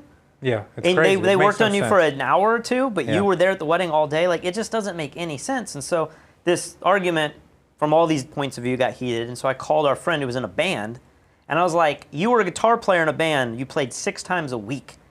How often did you get tipped? And then what happened? Like, how'd they split it up? Do you give the band $100 and then the band leader goes to like the 6 players, the 7 players, and like, here's $12.50? And he was like, man, I think we got tipped like 5 times ever. And he's like, I never got that money. Like, that just went towards the gas fund of the band. You know, it wasn't even a tip for him. And so I'm like, all right, this venue's charging 18%. And then what's crazy is they put a sales tax on the whole package, including the tip. It's crazy. It's highway robbery. And so I don't know. I just feel like tipping, we got to get rid of tipping in America. Like, let's just pay people who make below minimum wage at the least, and let the restaurants decide what their wage should really be. And let's just get rid of this whole idea of tipping. Because then when you go to another country, you have this weird interaction as Americans, because a lot of places, like in Asia, they almost look down on tipping, like you're putting pity on them or something. Yeah. But then in Europe, maybe you don't tip as much in Europe, but then there's this idea of like, stupid Americans will tip. But you don't know what's... I know, it's a weird thing. So stupid. But it's like tonight, I went to P.F. Chang's. Yeah. And you know, when the guy's like, would you like to add a tip? And he's right there. And I'm like, sure, 20%. So, you know, it was like $100 for basically me to buy you dinner. Oh, I owe you that much? And he was like, oh, thank you so much. And I'm happy to help. Like, he's working his ass off. Especially in this time, like, it's easy to give money away now, I got people paying me to wax my head. I'm good. But when the world when it gets back to normal. Yeah, I'm not tipping ever again. Do you tip on takeout? That's always one I don't. I don't know. It's like a moment's notice what I choose to do. When I pick up pizza, I'm like, no, I'm putting my foot down. I'm purposefully did not have it delivered because I don't want to pay these fees. But then why would I tip the P.F. Chang's guy and not the Domino's guy? It's I have a pretty hard discrimination. stance. Like, I just scratch through tip on takeout. Carry out. I'm just like, I showed up here and like you made the food. I know. And nobody had to wait it. on me, but I feel bad about that, but that's been like the rule that I've set. I think that's reasonable. But here in Palmas, like during coronavirus, I'm tipping like 20 and 30% because I just feel you like feel bad for everybody. I'm like, I don't come to your restaurant as nearly as often, and I'm like, that's the least I can do. Yeah. But all right, guys, sorry, I cannot keep up with all the chat. We'll read all the super chats, but I'm sorry, I cannot read everybody else's crazy comments about Hillary Clinton. I don't even know what's going on. All right. Here's a clip about autopsies that sounds really scary until the very last part of this video. Puschel says the researchers learn more each day. For example, that many of the deceased had a unique type of pneumonia with tissue bleeding, that victims' brains were almost always altered by inflammation, and that coronavirus was found on eye tissue. We took samples of almost every tissue in all these cases. We're trying to comprehend what happens in the muscles or inside the liver. In the weeks and months ahead, many more results will be recorded, which will greatly expand our understanding of this disease. The scientists screen all of the bodies and take CT scans. In a new study, they say that thromboses and pulmonary embolisms were frequently found in the deceased, something intensive care medics have already suspected. So far... What did he say at the very beginning? I don't remember what aspect. I don't know. My dad has just been going on crazy on me like the last few weeks, and he's like, nobody is paying attention to the eyes.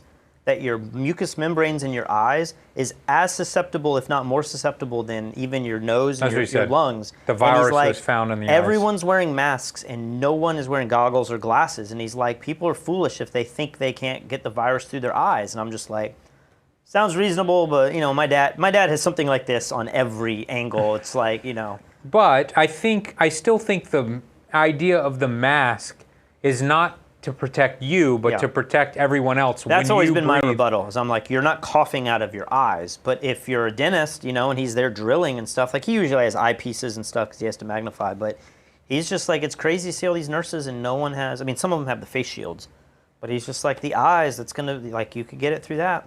No, we can continue here. This finding has direct implications for future treatment. This has changed the guidelines, especially in the way that the blood clotting system and the formation of thromboses are specifically in focus.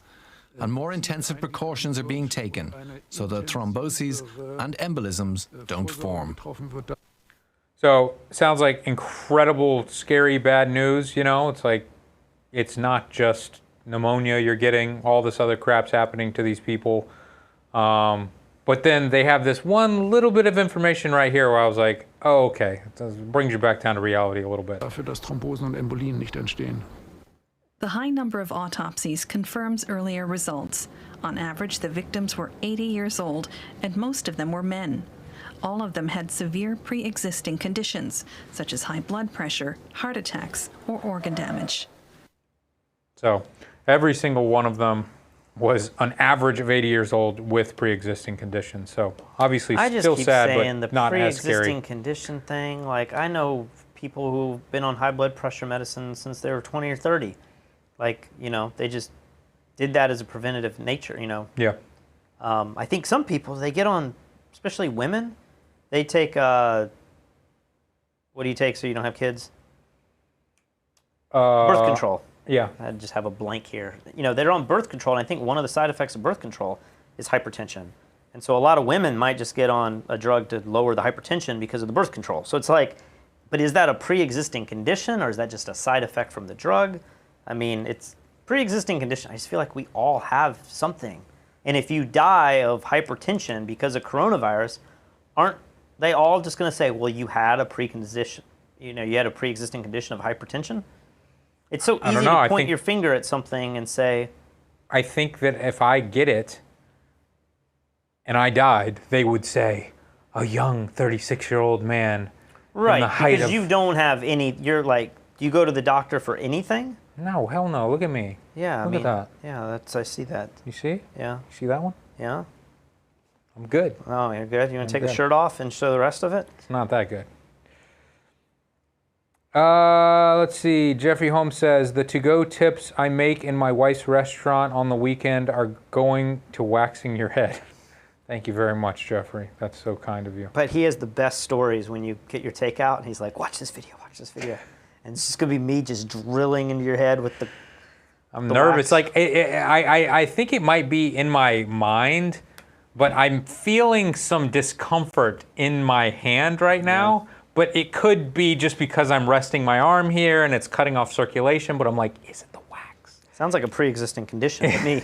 It's the wax, a pre-existing condition. You have hypoxia already. Yeah, it's seeping into my body. I'm gonna do this last, and I'm gonna run upstairs and take a shower and try to get it off. So you have to close all this down. One thing before you go to this last video, I put a link in this video's description of a study that says in Cambodia, 100% of the people that have been administered into the hospital have all recovered.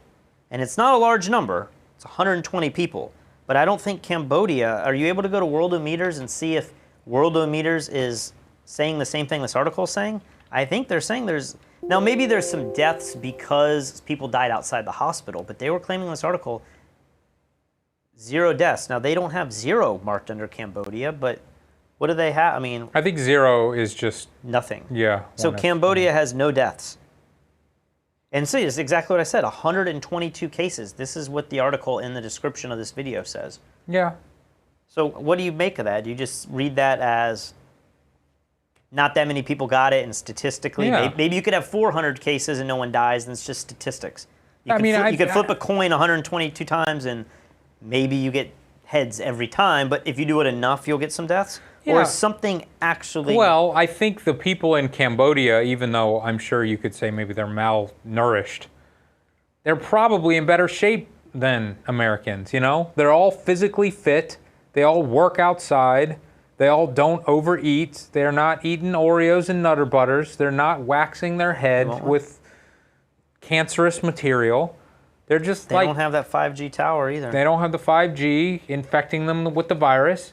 So they're probably healthier than we are. But it's just 122 people. And I think that it seems like a lot of people are saying that the mortality rate of this might be 0.2 to 0.5%.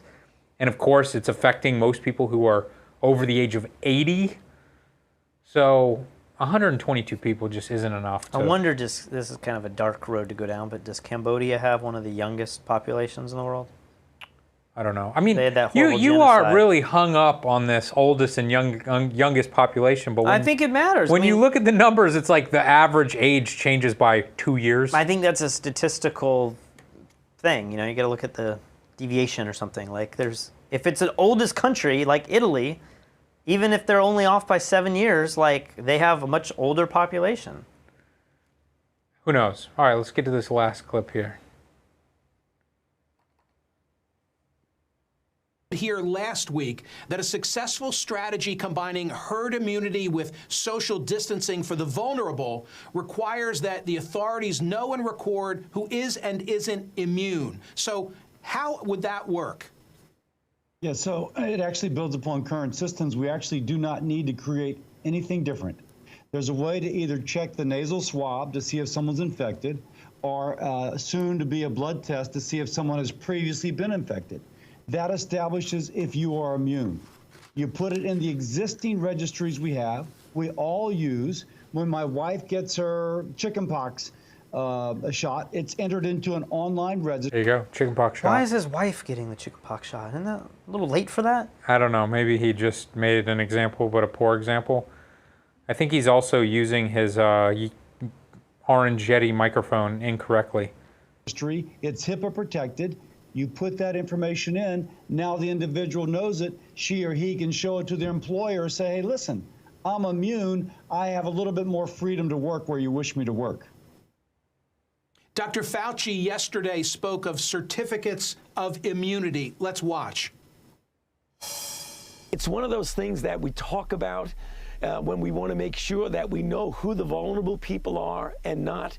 This is something that's being discussed. I think it might actually have some merit under certain circumstances. So it sounds like he's on the same page. What then would be the mechanism for someone to obtain a so-called certificate of immunity? Well, keep in mind, it's important to know who's not immune and who is immune. If you're a diabetic, hypertensive, who's 60 years old, you want to know if you're immune or not. If you're immune, most likely you have more freedom to go to the store without wearing a mask. But if you are not immune, by golly, you're going to wear a mask, you're going to wash your hands, and you're going to do everything to protect yourself. So if you just do broad testing, voluntary, but broad testing, and those who are immune know to protect themselves, those who are not immune know to protect themselves, and those who are immune can care for patients without wearing personal protective equipment, not fearing to be infected or to infect others, that's where we need to be. That's a crazy idea, that you would be able to treat patients with no protective gear at all because you're immune. Yeah. Are we at this point now? Did this happen like a week or two ago where we don't believe that you could get sick again? I remember you saying that there was a study that showed there were some data inconsistencies about people who got infected twice. So are we on the page now being like, you get it, you're good? That's the current belief overall, I think.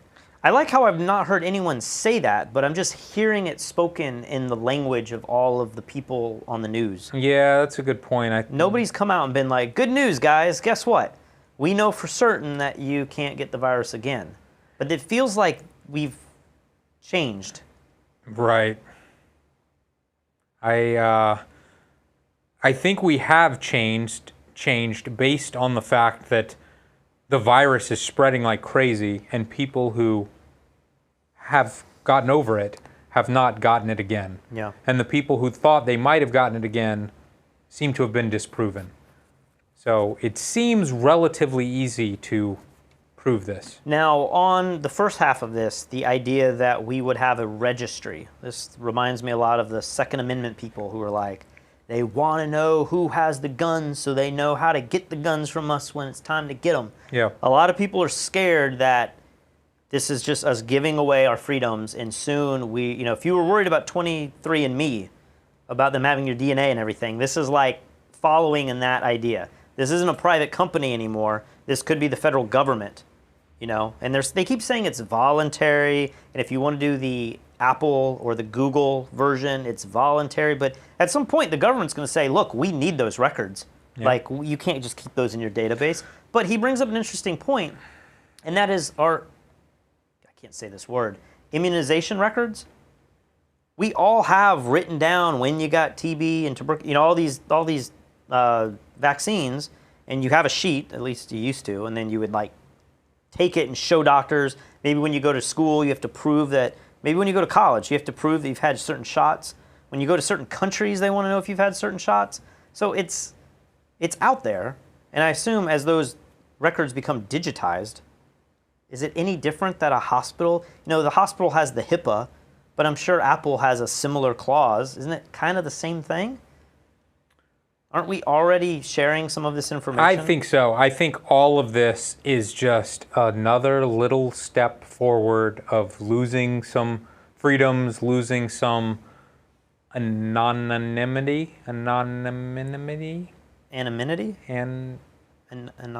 Losing that. Yeah. And it just happens one little step at a time. I've said this in many of these videos. The most gigantic step ever was the NSA and Snowden. When Snowden revealed what the government was doing and the power that the government has to spy on whoever they want, whenever they want, without a warrant, we should have really freaked out then. Yeah, is that the Fourth Amendment, the proper search and seizures? I don't know. I think the government and law enforcement's not allowed to just wiretap your house for no reason. Well, they are. No one cares about that anymore. It's weird to me that you could be upset about the idea of having to wear a bracelet or have something on your phone that shows that you've either taken the vaccine or you've recovered from the virus, but you're not offended at the idea that the government has complete power. I think most of those people just don't know that they have that. That's not knowledge to them. I can't imagine that there are people. Every time I talk to people about it, and they're arguing something, and I'm like, but what about the NSA? And they're just like, yeah, but the government's always been able to do that stuff. You were talking about this the other day somewhere. I don't know if it was on the show, but you're talking about, what are they called? The constitutional rights guys who when they get pulled over by the cops, they start their camera and they won't roll the windows down. They give them exactly what they need and everything. Am I being detained? Yeah. Am I being detained? I'd love to have a conversation with one of those guys about this exact issue, because they seem to say, I have rights here, here, and here for local government. But when you don't have those rights really anymore from the federal level, are they protesting that, or are they living in denial, or, you know what I mean? Yeah. Do they have an answer for Big Brother? Because little brother down the street drives a cop car. They have an answer for him. Exactly. It's interesting to see. You would think that the conservative politicians would have a problem with this, but no one has a problem with that. So we just forget about what already happened in the past. It's the same thing with the Obamacare and the pre-existing conditions. The whole point of not covering pre-existing conditions is that's literally not what insurance is. Everyone was against it. They were like, if you add people with pre-existing conditions and can just go get insurance and you can't charge them more, then that literally destroys the entire purpose of insurance. But guess what? They passed the law. It happened. Republicans were like, we're going to revert it. We're going to revert it. But what did the people say? All the people were like, well, you know what? We like this pre-existing condition thing. Yeah. Don't hurt the people with pre-existing conditions. We still have to insure them, and we can't charge them more. Well, guess what? That's what the whole argument was. Yeah. But it already passed, and we got used to it, and now we want it. And so I think the next big step with the healthcare thing is we're going to have some sort of single payer or socialized healthcare or Medicaid for all, whatever they want to call it. And the second it passes, people are going to be angry for a little bit, and then everybody's going to get sick over time, just like that happens in all the other countries, and go like, oh yeah, you can't take this away from me.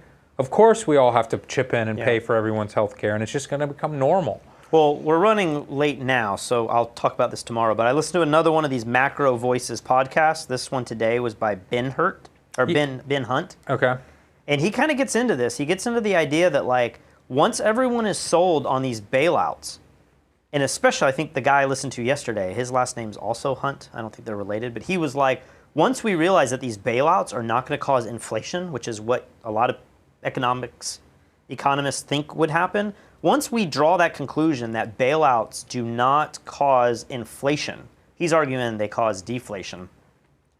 This guy, Ben, is saying, once we realize that we can do this, everyone's going to be on board. All Americans are on board right now. If we have to have a second wave and we get shut down again, everyone's going to be like, we need the money. And maybe from a humanitarian standpoint, we do have, like, you just have to do that. But from a fiscal standpoint, it's going to be disastrous. And he's saying that we are going to pump out so many more trillions of dollars this year. And he's like, no matter who wins the presidency, if it's Trump, Trump's going to come up with some goofy ass name for it. If it's Biden, he's going to call it the no malarkey bailout or whatever his thing is. But both people are going to just start saying, like, we need to have more of this in place. And perhaps this virus is just kind of the tipping point that allows that to happen. But the real financial crisis is coming because of the bailouts that are going to happen. And once they're instituted, it's going to be very, very difficult to say, why doesn't the federal government just always give unemployed people the extra $600? Let's just leave that in place. Sure. And why doesn't every household get $500 per child when these things happen, you know? And it never gets rolled back, and it's not a partisan thing. Like, they want to make it feel like a partisan thing, but both parties came together for this bailout, and they are both on board. Now, there's a little debate now on the next one that I think people are trying to take credit for it. And so when Nancy Pelosi has this one, kind of has her name attached to it a little bit more, it feels like. Where the last one, I don't know that anybody, it seemed like everybody kind of came together for it, but I don't know. It's scary to listen to these podcasts. I don't think these guys are trying to be negative and scary. I think they're just trying to, like, look at the big picture, and this is what, you know. Well, you know, I think one of the biggest arguments for raising the minimum wage is that many businesses, if they had to pay their employees, let's just say for argument's sake, double, at that point, it becomes an easier decision whether or not to, like, automate and get rid of the employee or consolidate. Let's pay one guy a little bit more money to do two people's jobs. Like, there's all these things that can happen where it's not quite as simple as like, oh, we'll just raise the minimum wage and now all poor people have money. But like you said, with everything that we're doing, we're printing all this money, everybody's just staying at home, getting paid potentially more than what they were when they were working. You could say, hey, look, let's raise the minimum wage $20 an hour. We're going to have record unemployment, not compared to right now, but like record normal unemployment. Yeah. Just pay those people $20 an hour to stay at home too. Like we already did it during coronavirus and it worked fine. And, you know, we didn't even have inflation. Maybe we had deflation. So now we'll just print more money for all the, like people can just stay unemployed forever. I remember with that Green New Deal thing that AOC wrote up, one of the statements in there was like, whether you can work or can't work or choose to work or not to work, you still deserve money. There was something in there like that. Well, that's what this guy gets to in the Macro Voices podcast is he says, the second that you start telling everybody it's not your fault, you're in a very, very dangerous place. Airlines, it's not your fault that this pandemic came and no one can fly. Yeah. You aren't to blame for not having good records and having good bookkeeping and, you know, keeping good savings and being cash heavy in these times. Like, it's not your fault. You know, we're going to bail you out. And people who had jobs that, you know, they got laid off, it's not your fault you got laid off. And homeowners who have mortgages and rent, it's not, you know, renters, it's not your fault. And when you get to that point where you just say, it's not your fault, it's like, are you now morally pulling off the responsibility of every single individual person? Like, why are we all not responsible for our actions and our savings and our security that it's like, that's placed on us. It's kind of the American dream, but also the American failure. It's like, it's up to you. You know, if you don't want to have a job and find a way to make a living for your family, you can move to a country where everyone's just paid the same. It's called like communism or something, you know? You go to a place like that, but when it's up to you to make the money, then why does everyone get a free pass when something bad happens, you know? Yeah, I mean... Because you start saying we're going to bail, like, how can the American public be upset when we bail out the airlines when we're also bailing you out too? Now, the irony in this, and this is kind of another side that he gets into, is that we are bailing out the 1% or the 0.01%, magnitudes more than we're bailing out the single mother who is laid off.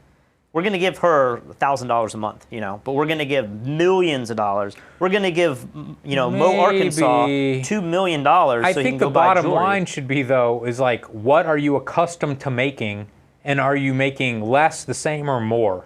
And it seems like, according to statistics we showed a few weeks ago, more than 50% of Americans can currently make more money on unemployment than they did working on their job. I don't think there's any argument, I haven't read anything that says the airlines are making a profit from these bailouts. I think they're in serious trouble. But I think it's fair to say that those in need who are getting bailed out a little bit more than they would at their jobs, they're not going to be able to take that money and produce a return and produce capital and produce profit. Whereas an airline that's given billions of dollars, even if that's not enough, they're going to find a way to then make record profits down the road. Like, they have a machine that's much more well-oiled and prepared to be a profit-making machine, where the person who's usually making $2,000 a month and now is making $2,400 a month, it's not going to affect them the same way. It's kind of like is it the fair tax or the flat tax? There's two, yeah. Flat tax. Fair tax, that's the one where we just tax consumption. I believe so. It's like a big sales and tax. Everyone says, like, yeah, the more you buy, the more taxes you know, it'll all work out. But if you look at the poor spend all of their disposable money on necessities. And maybe there's some arguments to say you won't tax those things. We won't tax groceries, you know. But the rich, I mean, so many people that are super rich, the 1%, the 0.1%, they sit on the majority of their cash and they invest it. They don't spend it. So they are going to be affected a lot less from a flat or fair tax than those people who have very little money and they have to spend all of their money. They have no savings because they don't have enough to save. Yeah, that's true. Are you ready? I've been reading comments and people are like, start waxing now. I think they're tired of us talking about minimum wage and inflation and deflation. Is now the time? Yeah, let's do it. How is this going to work? I think you should put it on there. I'm going to move my mic to the outside of my shirt, and I'm literally like bailing out of here to go on take a shower the second this is over. I'm going to go. I'm very afraid this is going to give me head cancer. I was going to go behind you. Oh, you're going to do it from...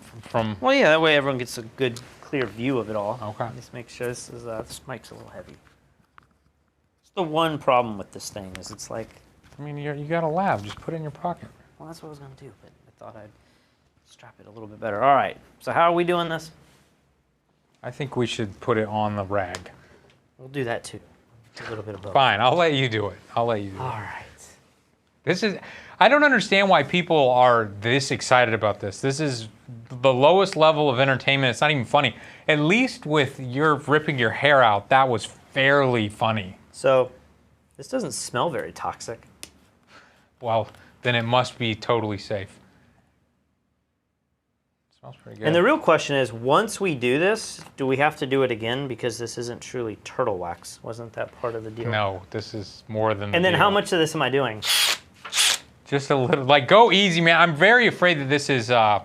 What just happened? It didn't even stay. Sorry, I didn't tighten it enough. You know what I think we also should do? Oh, Oh, we don't have another camera set up. I think we need like a tighter shot on you, right? No, we don't need to go that crazy. No? No, we do not. Now, do you want it to go clockwise or counterclockwise? Don't care. Just go easy. Don't smear it in there. Oh gosh. I was feeling stuff, but then looking at the delayed camera, and I'm like, what am I feeling? Oh, I see that camera. Should we go like this?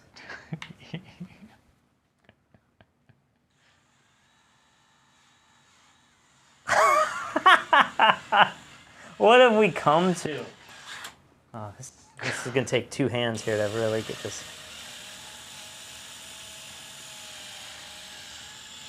Dude, my head's going to look so good after this. We need a Patrick. My wife is just, she's going to be in the mood. I'm sure she's watching right now. She's filing the paperwork. Watch the ears. Oh, sorry.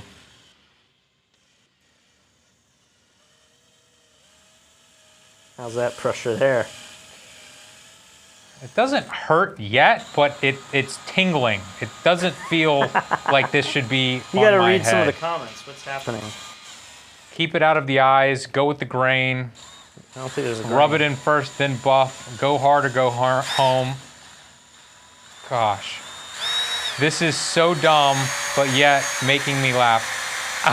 All right, dude, that's enough. That's I won't enough. go that hard again. That started burning. I see smoke. What a carnival. How did that happen? I don't think this people is can the see how hard I'm weirdest gay laughing. porno I've ever seen. All right, dude. It's getting in my ear. I'm done. That was the weakest thing ever. What are you talking about? I ripped off half of my hair. Yeah, you got paid like $1,000 for that. This I didn't get paid $1,000. Was it $1,000? I think it was $500 the first night and then $500 Oh my the gosh. second.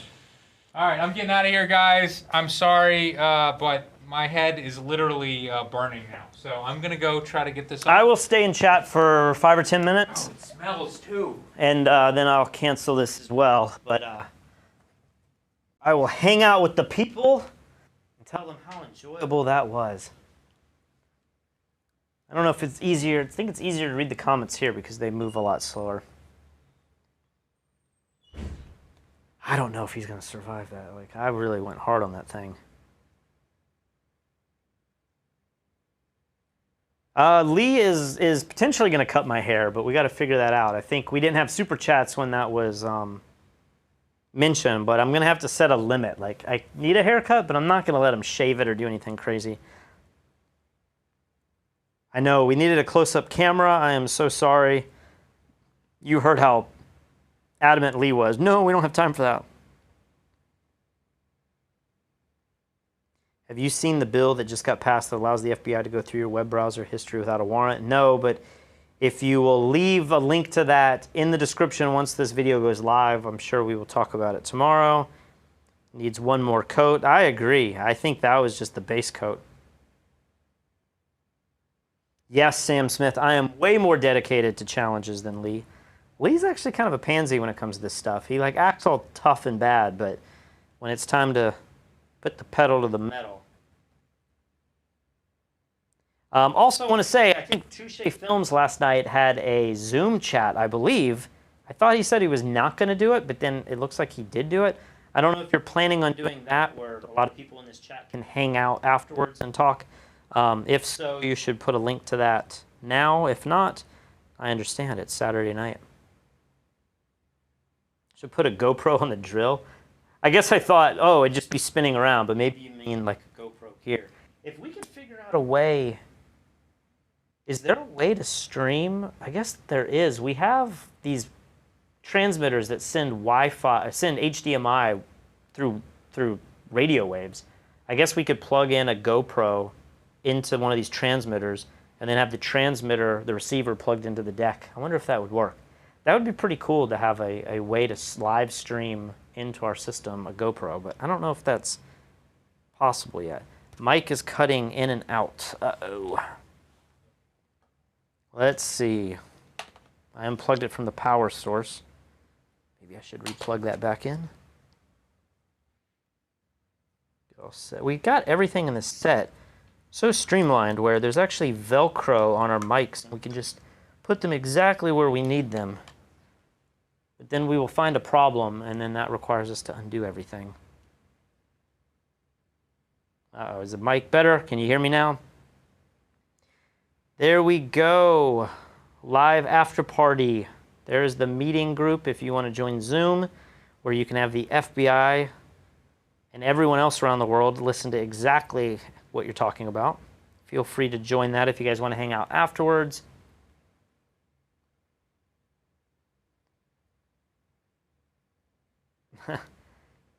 Macau says, here is $23.99 for Lee's Dermatologist Fund.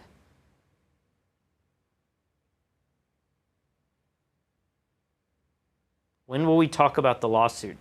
I don't exactly know yet. We haven't heard from the lawyers in a while, so we think the case is dropped, but we haven't gotten that formal email yet.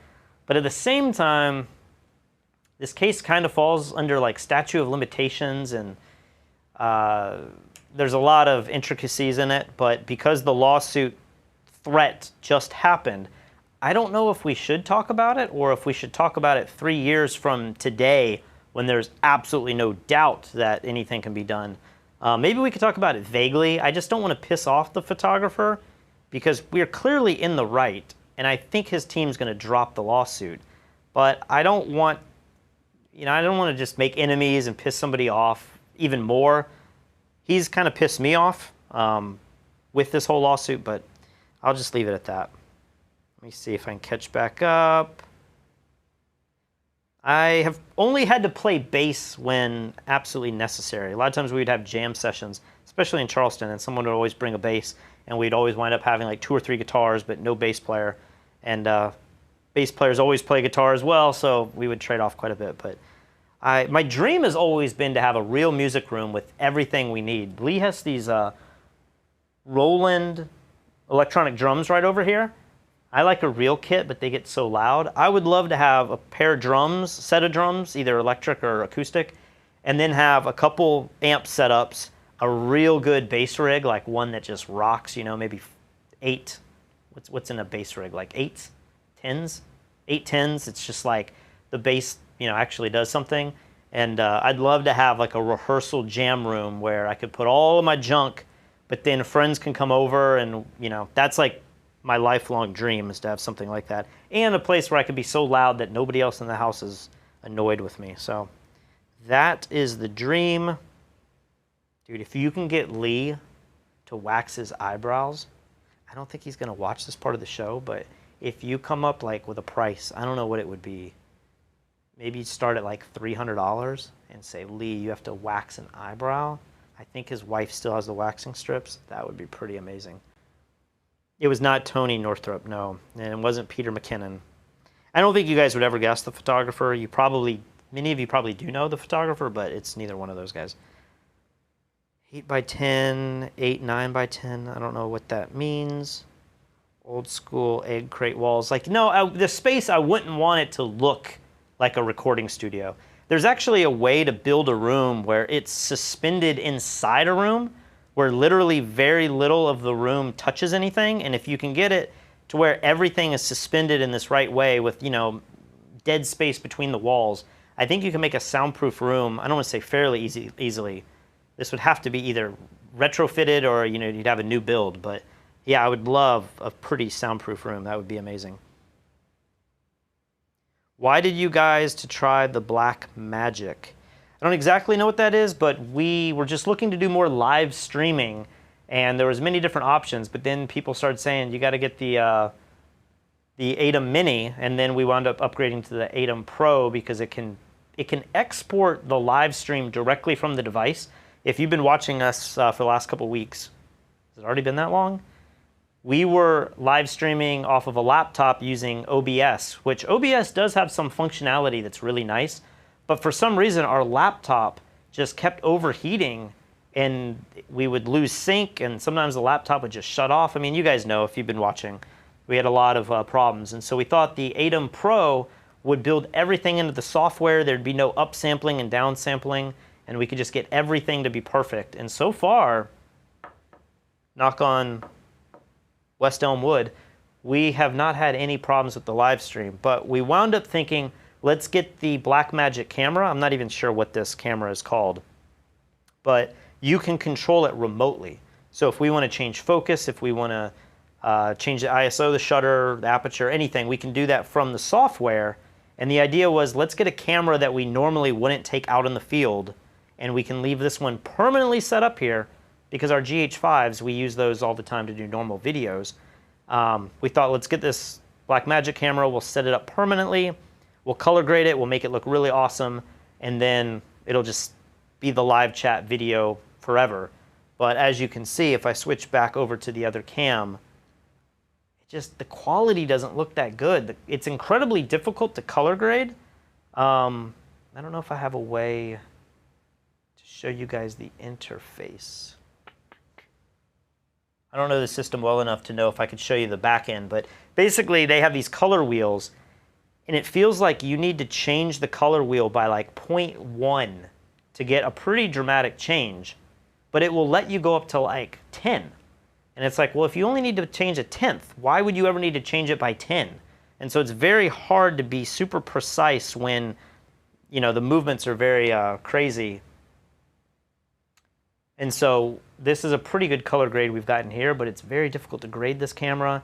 And then it seems like every time the camera resets, it doesn't reload the LUT that we've built. So I think, as we said at the beginning of this episode, we're going to be sending this camera back. Let me see. I'm going to try to read these as easily as I can. Jason Lanier is not suing us. No, I hardly know that guy. Angry photographer, no. I don't think anyone would ever guess. I really don't. It's somebody that's probably not totally on your radar, but yes, someone needs to pay $500 for Lee to wax one of his eyebrows. That would be amazing. I'm telling you, if you guys get that to happen, he is going to do it one time. He's going to wimp out over and over, and he's going to be like, I can't do it. And he's going to make me do it or his wife do it. And then as soon as it happens, he's out of here and he's like done for the night. I promise you. What lens do we have? Let me go back to the good camera. So we are using the, what is this camera? What is this lens? I always forget micro four thirds lenses because they're different. I want to say it's like a 14 to 35. Is that right? 12 to 35 maybe?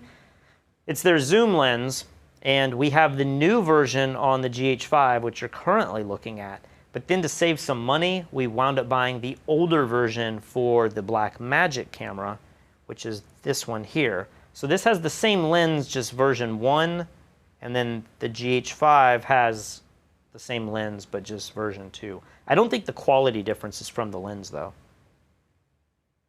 We need to fund an F-Stoppers tattoo done live. Need to fund an F-Stoppers tattoo done live. I think what Steve is saying is that one of us needs to get a tattoo on air. I am very kind of against tattoos. I don't mind people that have tattoos. I think sleeves look so badass. And I think if I were to get a tattoo, I think I would go all out and get the sleeves. But I don't have any tattoos. Lee doesn't have any tattoos. I don't think we are the type of people to get tattoos, even like the little ones on the fingers. So I don't know what amount you would have to pay us to get a tattoo and then to do it live. I mean, I can't say never say never. There's a price on everything, but I would not be interested to get a tattoo. It's not fro either. It's it's none of the YouTube photographers that you guys think it is. Let's see, what else is going on a Saturday night? The color grade was weird yesterday. I think Lee tried to make something a little artistic, and then I tried my hands at it. And I probably could color grade this camera so you guys can see what I'm talking about. So if I come over here to the camera, I will just start to color grade this a little bit. And just with a little bit of movement, I mean, I hardly moved that at all. Is this the right camera?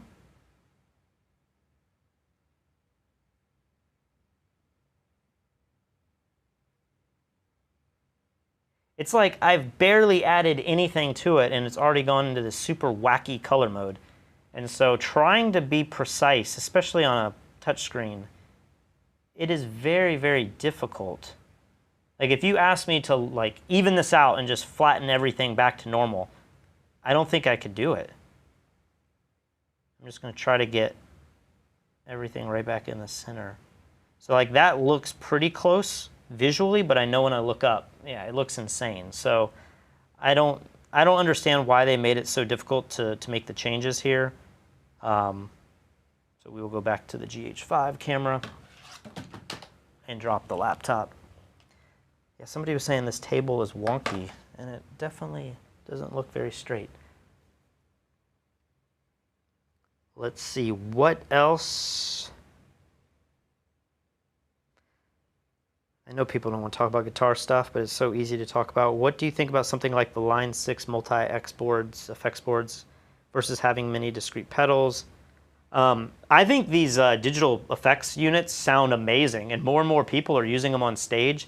There's a movement for live music to take away all of the sound from the stage so that if you were on stage, it'd actually be kind of quiet.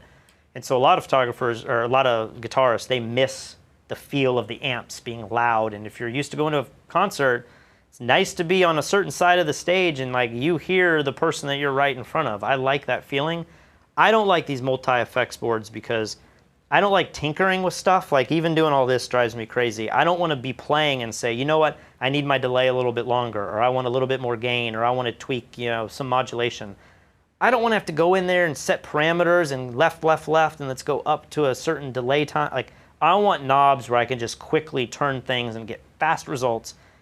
The disadvantage of that is you can rarely save that setting and recall it later, which you can do with the boards, but I'm just old school like that. I like having everything in front of me. But I will say they sound as good. I mean, I've watched the videos. They sound, the Kempers and stuff, they sound as good as the cranked amps. So I don't think it's really a sound thing at all.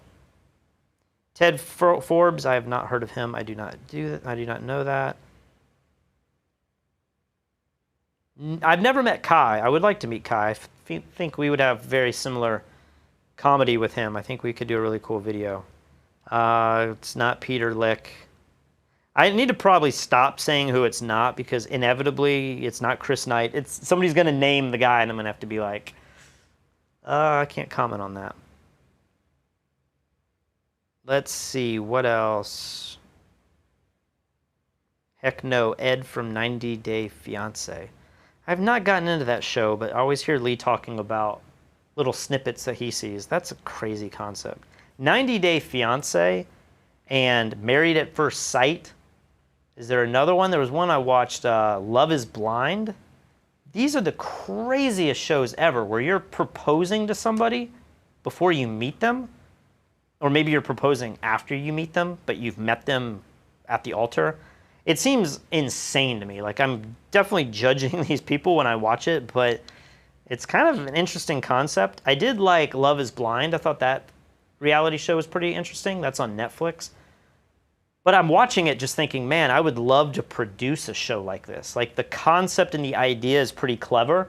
And I feel like it wouldn't be, if you had the funding, I don't think it would be that hard to, you know, produce a show like that. And I'd like to know how much money they made. Like, is it profitable to do these shows? Are reality shows kind of like startup restaurants where 99% of them go out of business the first year? Or is it something that you actually could pitch a really good idea? But then I told you guys I've been watching I'm Sorry, which I guess was a primetime TV show, but now it's on Netflix. And I love it. I'm like, I love the comedy on this. I love the characters. I think it's such a good, simple comedy. It didn't last. It only made it to 2 seasons, so I'm not exactly sure. Nestor says, do you do a live on Nikon financials? It's not looking so good for them. I love Nikon. I still shoot Nikon to this day. But I don't know much about their financials. I don't have an in with Nikon. They've never sponsored or given us, like, I have no working relationship with Nikon. Unfortunately, I always wanted to. Somebody told me they were really mad about that Nikon, what was it called? It was like the NX or the retro camera. that we did, they were offended at the video that we made.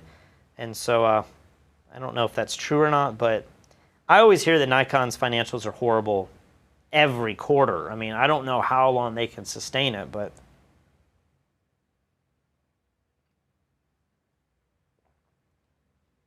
let's see. Anything else? I'm starting to get a little hoarse.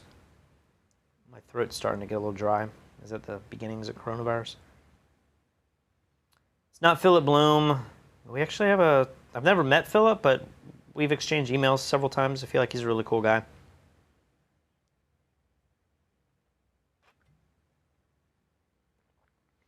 My husband and I met on MySpace.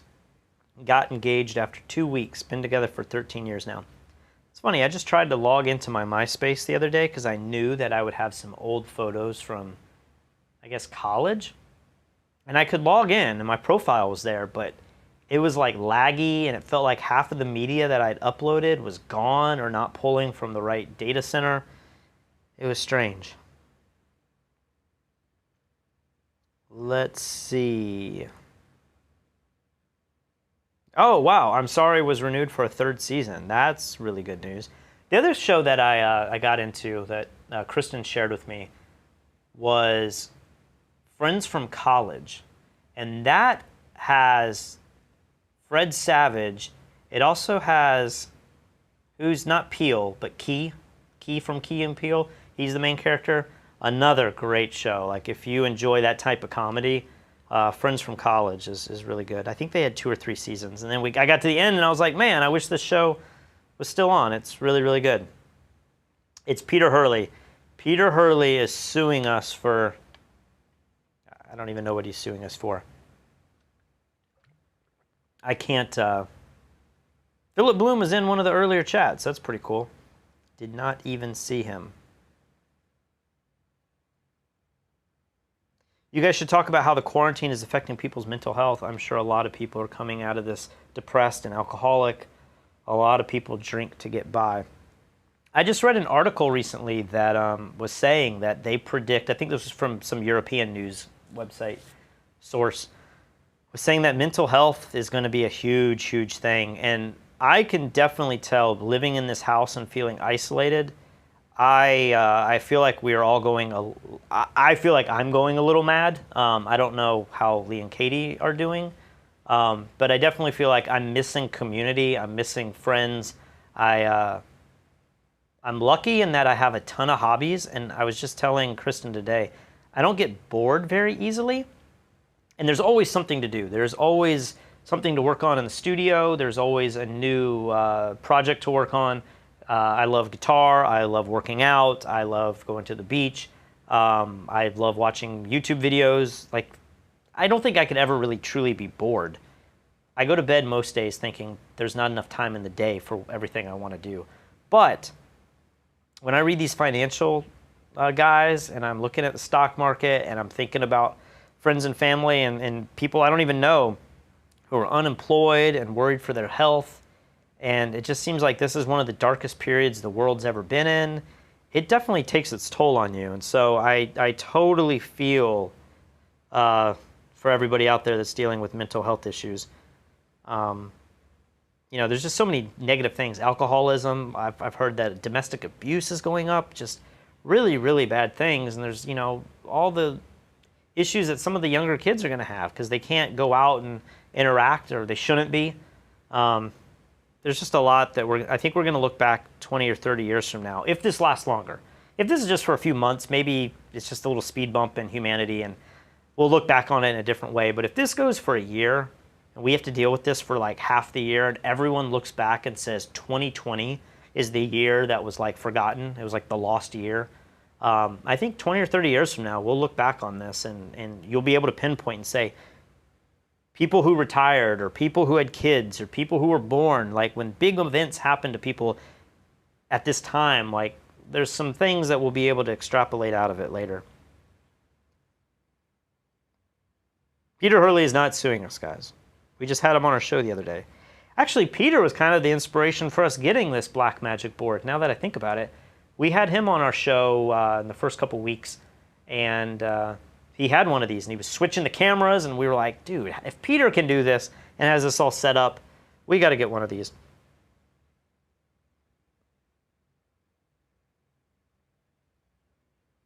Let's see. I say this is the darkest time for the world, but I mean, to be honest, to be fair, we've had some pretty dark times the last 100 years. You know, in terms of like plagues, this is nothing. This is nothing compared to plagues it's happened throughout the history of the world. But it definitely feels like one of the darkest days for a generation, I guess you could say. Pat, for people making more money on unemployment than before, the surplus can be viewed as a small economic stimulus. They pump that excess into the economy, creating stimulus. I wish I knew economics well enough to be able to talk it. And I only can talk it enough to be dangerous, and I probably talk enough to make myself sound really stupid. But this podcast that I was listening to today was saying that I get today's and yesterday's mixed up because they were very similar topics. But they were just saying that, like, when you have super low unemployment, it is hard to find workers. And what happens is you start to pay people a higher wage for jobs that might have required a lower wage simply because you can't find the people that you need to hire. Well, when unemployment goes high like it is right now, the economy changes to where a lot of people and a lot of companies start to say, hey, look, man, all I can afford is $10 an hour, take it or leave it. And people might be so strapped for work that they actually say yes, they will take that. Now, this won't happen while our government is giving people money to stay at home. But at some point, the dollar is going to become so worthless, or we're going to be in inflation, or it's going to become so valuable because no one's actually able to make money that our government, it seems like, is going to have to tell the Fed, and this is a whole nother part of it, is like how much interaction should the Fed and the U.S. Treasury have. Right now there's like a hard wall between them, semi-permeable wall between them, but they'll get to a point when maybe the dollar becomes so valuable because everyone's flowed into the U.S. dollar because they feel like it's safer to hold than other currencies. And if unemployment is really high, many people will not be hiring people for the same wages. I mean, in Charleston, I was hearing normal people getting paid $25, $35, $40 an hour for jobs that just didn't seem that difficult or didn't have a very strong skill set attached to them, you know? I think those days are gone. I think if this continues on, and especially as businesses fire a bunch of people and then start rehiring back, they're not going to rehire back 100%. They're going to hire back 70%, 50%. They're going to hire back the bare minimum that they need to have that company be profitable. And when they hire those people back, I think, and some of these guys I was listening to were saying that they're going to hire them back at a much lower wage than where they were before. So the idea that this is an economic stimulus, I don't know that I believe that. I don't know that this is going to cause people to go out and spend this money when they're faced with uncertainty with their jobs. I am, Lee says his head is itching. I am fortunate that I have some savings. I don't feel too threatened in the next year with what I have saved, but I kind of lost my train of thought there.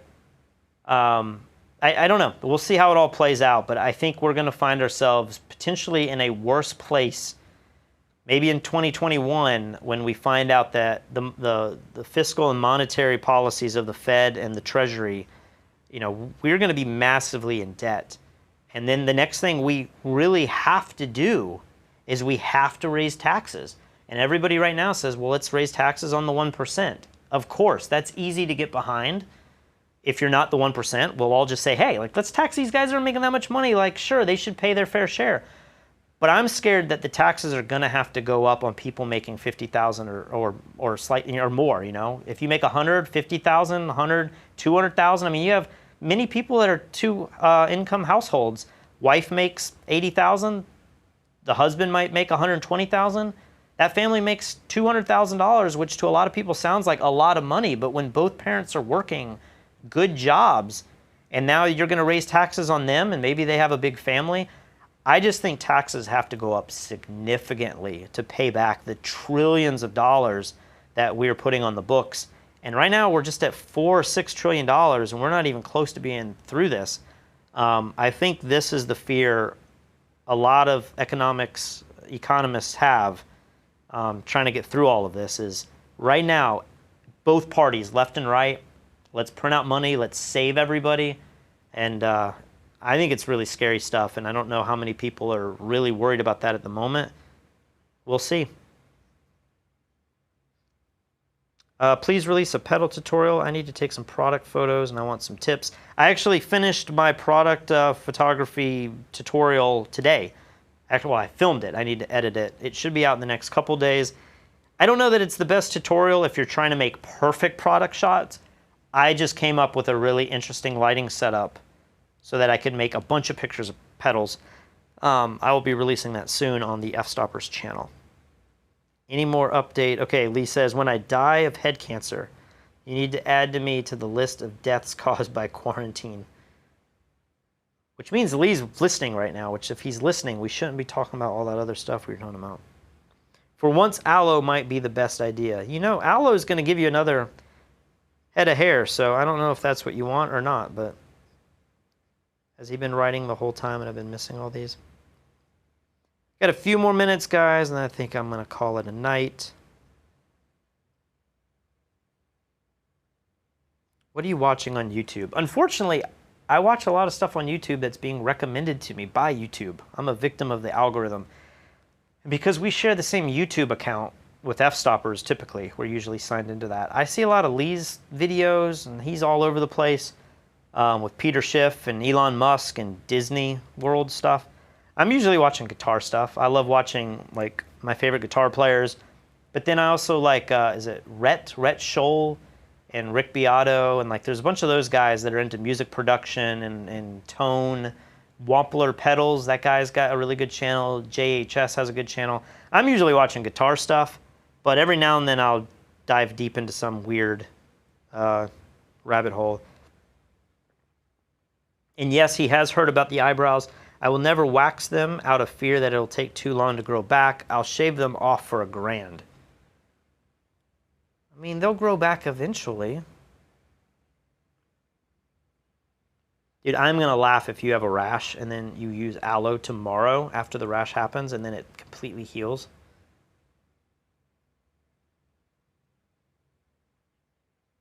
Don't apply anything else, it'll only make it worse. Lee's head will attract lightning. Katie is saying that Lee needs a second buffering for shininess. I don't know if was this ever released? Maybe in a behind the scenes. Maybe one of Elia Licardi's behind the scenes, but I filmed the day that Lee shaved his hair for good, forever. And I remember Katie's reaction. She was trying to be very nice and sweet, but her face while we gave him a mohawk. I think it was Mike Kelly and I. We shaved his head into a mohawk, and then he finally shaved that off. He should have gone with the mohawk for like a couple days. It looked pretty badass. But then he shaved the mohawk off, and I remember Katie just being like, "It looks good." I think that video is somewhere online. Now I'm not touching my eyebrows. I got a wedding coming up. I'm not going down that road.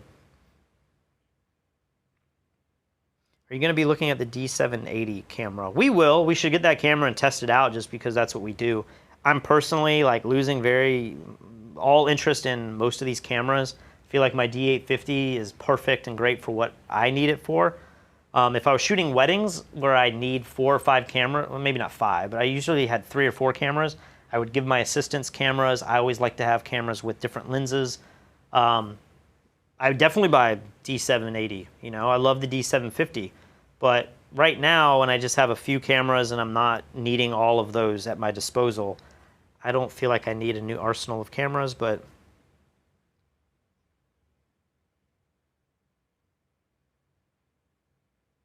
what is this, Joe Rogan, Patrick? I don't know what that means.